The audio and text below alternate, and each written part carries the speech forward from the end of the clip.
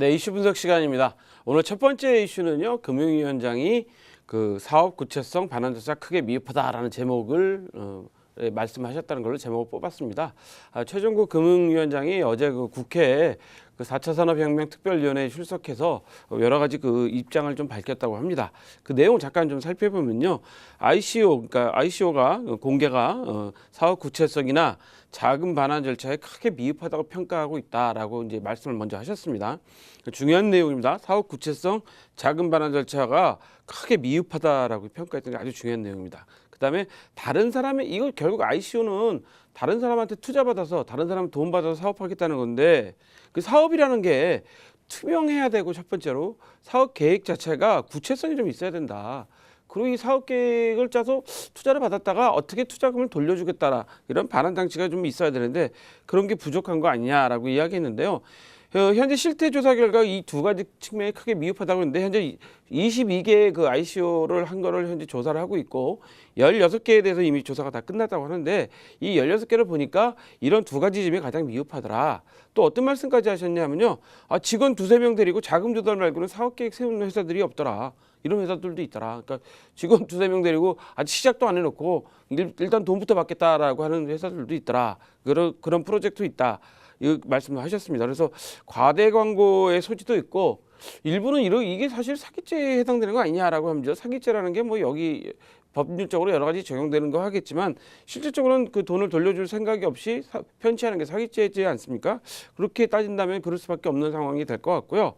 그래서 이런 말씀도 하셨다고 그래요. 미국의 경우에 ICO를 현재 증권법으로 적용을 시키겠다고 하고 있다고 하죠. 미국은 아시다시피 비트코인, 이더리움은 이미 증권이 아니라고 이제 판명이 났고, 그다음 리플은 현재 소송 중이고요. 그러니까 이 세 가지 빼놓고는 전부 다 그 코인에 대해서 암호화폐에 대해서 증권법을 적용하기로 했잖아요. 근데 이 미국에서 ICO에 대해서 증권법 적용하는 것은 더 까다롭다. 미국 정부가 ICO를 더 까다롭게 보는 차원이다. 증권으로 적용하기 때문에 보는 것이라고 이야기했고요. 싱가포르, 스위스 같은 사례를 드시면서도 무슨 얘기를 하셨냐면 싱가포르, 스위스도 외국인을 대상으로만 허용해주고 있지 자국민을 상대로 그 ICO를 해서 자금을 모으는 건 허용해주지 않고 있다는 말씀을 하셨단 말이죠. 그래서 이 얘기들을 쭉 정리해보면 앞으로 정부의 ICO 금지 조치는 계속 유지될 전망으로 좀 보이고요. 또 같이 나오신 분이 있죠. 우리나라 그 암호화폐 TF 팀장이요. 노영욱 국무조정실장께서는 실태조사나 이게 모든 게 내년 1월로 다 마무리되고 그 대책까지 내년 1월까지 마무리하겠다라고 내년 1월 중에 나올 수 있다라고 했는데 어떤 말씀하셨냐면 강제로 자료를 요구할 수도 없는 할 수 있는 상황이 아니다. 따라서 이게 좀 시간이 걸리고 좀 진정성도 좀 문제가 있는 거 있다라고 말씀하셨고요. STO, 그러니까 증권형 토큰도 자세하고 면밀하게 현재 살펴보고 있다라고 말씀을 하셨습니다. 따라서 이 두 분 책임 있는 두 분의 말씀이 앞으로 여러분들이 투자 방향에 좀 자세히 보셔야 될 것 같아서 첫 번째 이슈로 오늘 삼아봤습니다. 자, 두 번째 이슈는요. STO가 새로운 대안이 될까? 증권형 토큰, 좀 전에 얘기 나왔기 때문에 계속 연속해서 말씀을 드리면 증권형 토큰 공개에 많은 사람들이 관심을 갖고 현재 있다고 하는데 중요한 게 전문가들이 무슨 얘기들을 지적하고 있냐면 기관 투자가들이 참여할 계약 구조가 돼 있느냐. 기관 투자들은 어떤 경우에 참여하죠? 적극적인 경우에 참여하거나 투명할 경우에 이제 참여하죠. 그다음에 규제를 어떻게 갈 것이냐. 그다음에 글로벌 거래 가치와 유동성이 있어야 된다라는 이야기도 했고요. 글로벌 거래 가치는 국제적으로 거래가 가능해야 된다는 얘기고요. 유동성은 뭐 더 말씀 안 드려도 아실 거고. 그다음에 시장 투명성 이거여야 되고요. 마지막으로 단일 과세 구조가 돼야지 글로벌 거래가 가능하다는 거죠. 우리나라에서도 세금 내고 미국 가서 세금 내고 뭐 이런 일이 생기면 불편하다는 거죠. 우리나라 프로야구 선수들, 외국 선수들이 지금 세금 문제 때문에 많이 떠나고 있다고 하는데 이 세금 문제는 뭐 어디나 다 적용되는 것 같습니다. 그다음에 메인넷의 신뢰 검증이 가장 중요하다. 현재 새로 만드는 메인넷의 신뢰 검증이 중요하고 다양한 서비스 유통 플랫폼도 있어야 된다. 그러니까 뭐 사고 팔고 하고 서비스 제공하는 이런 유통 플랫폼이 좋아야 되고 그다음에 룰메이커와 킬러 앱이 중요한 핵심 요소다. 룰메이커는 뭔지 아시죠? 규칙을 만드는 거고요. 규칙을 만들고 이걸 제대로 프로젝트를 만드는 팀을 얘기하는 거고요.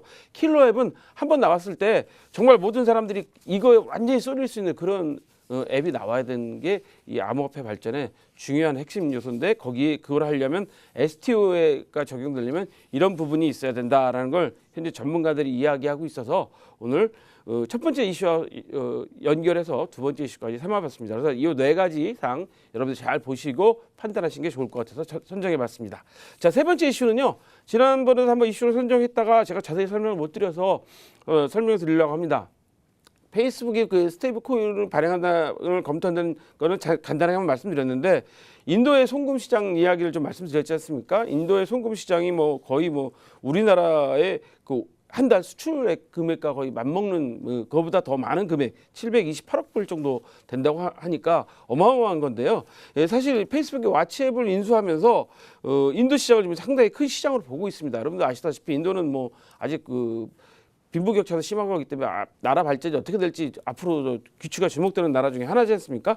그래서 인도 시장의 중요한 점을 갖고 있기 때문에 페이스북이 왓츠앱을 이용해서 송금 시장을 현재 잡으려고 하고 있는데 여기서 왜 제가 또 오늘 이슈로 중요한 걸 말씀드리냐면 얼마 전에 인도의 통신사 재벌에서 결혼식이 있었죠. 그 결혼식에서 뭐 세계 각국의 유명인사들 다 초대했다고 하는데 우리나라 삼성전자 이재용 부회장도 참석했습니다. 자, 이런 얘기는 뭐냐면 삼성도 현재 인도에 나가 있는 공장에서 가전은 빼고 주로 휴대폰이나 이런 IT 관련된 걸로 전환을 한다고 합니다. 그만큼 인도 시장이 중요하다고 보이기 때문에 여러분들께서 앞으로 왓츠앱이나 그다음에 페이스북이 어떻게 왓츠앱을 이용해서 송금 시장을 장악하게 될 건지 또 삼성도 어떠한 방향으로 가게 될 건지를 눈여겨보시는 게 앞으로의 암호화폐 시장이나 이런 바뀔 수 있는 부분들이 있기 때문에 여러분들이 보셔야 될 것 같아서 세 번째 이슈로 다시 한번 삼아봤습니다.